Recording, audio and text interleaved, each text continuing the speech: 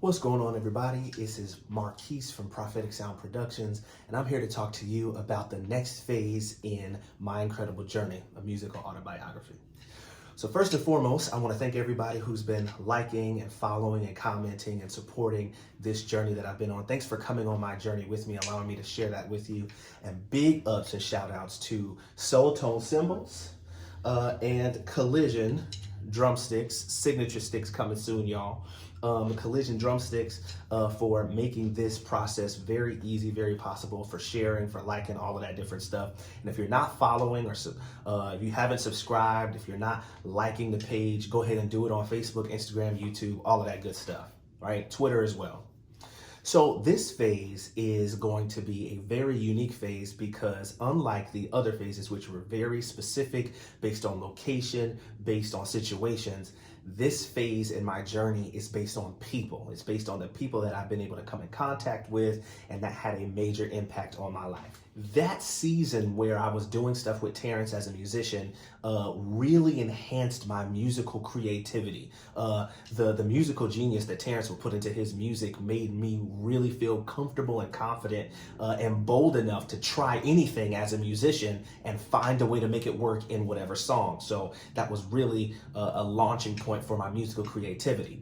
That overlaps with the confidence and the boldness that I have in my own personal skill in not just drums, but piano and singing and production. And that is surely a testament and a result to my relationship with the Stevens family. Shout out to you, Wyatt and Maureen Stevens, matriarch and patriarch of that family, in Tymisha, Deshawn, Tamara, Wyatt Jr., Ronnie, and of course, little Mikey. He not little no more. He's taller than me, Micah Stevens.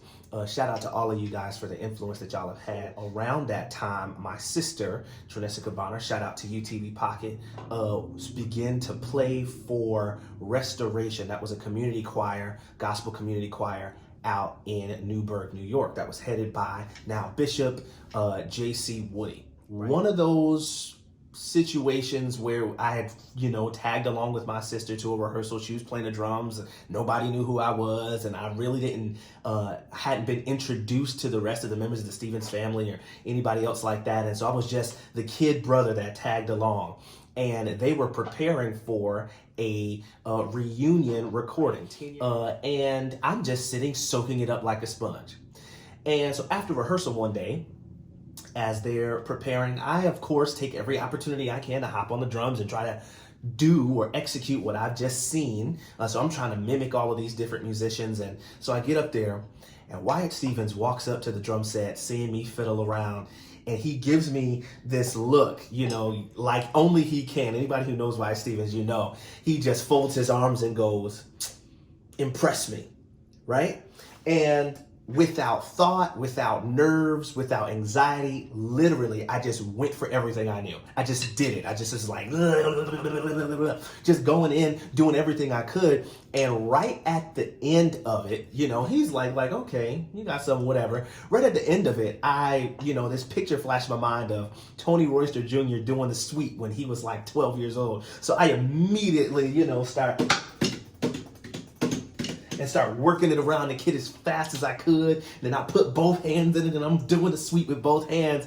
And everybody, I hadn't realized, but a crowd had assembled and everybody around was like, "Oh my God, can you believe it?" And I'm just totally in the zone. And so when I come down and I just hit that last boom cymbal hit, I then begin to look around and see everybody like screaming and cheering me on and going crazy. And he's just giving me the nod, like, you got it, you did that. And to me, that was so impressionable for me because, I've learned and had acquired a lot of knowledge, a lot of skill, some theory, some performance type stuff. But still, I got super nervous when I got around people. And it was really Wyatt and then being around his children, his wife, that pushed me to be confident and settled in what I have to offer the musical community. And so that's my thing. That's what I push with everybody else. Hey, when you step on the drums, you step on the piano, you step to the mic, you are the absolute best person for that moment. You're the best singer, you're the best drummer, you're the best keyboard player, you're the absolute best musician there.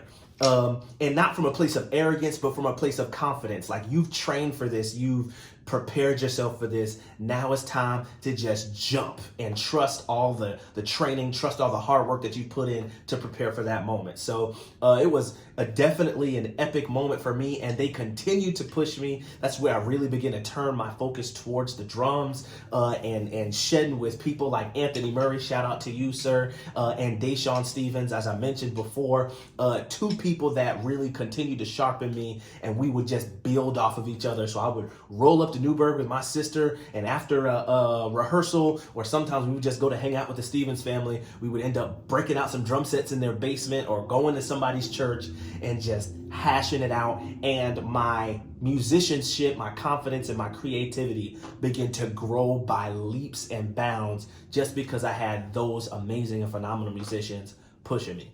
Hey, just in case you're wondering, hey, we haven't seen Marquise put up any particular music with him playing the actual drums or the keyboard. It's kind of been these throwbacks, these flashbacks. Well, listen, first and foremost, I want to make sure that I do this right. I want to make sure I'm not just putting out any old thing, half-stepping, any of that stuff. This music is very close to my heart, and so I want to make sure that I put out the best versions of it and the best depictions of it as I can. And so then that requires, taking some time to track down the original BPM, the original key, making sure I got the lyrics right so I'm not mumming through it when I'm singing the pieces. And so that takes time and that takes work. And I want to make sure that it is exactly the way it's supposed to be, exactly the way I want it. So I promise you, just bear with me through the series.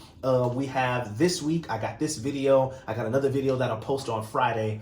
And then next week, we'll hit it back hard again with the actual productions and the renditions of the music. We have great things coming, some amazing things coming with Collision Drumsticks, with Soultone Cymbals. So stay tuned. Like I said, if you're not already, follow, subscribe, all of that good stuff. And I'll see you out there. Y'all take care. Bye-bye.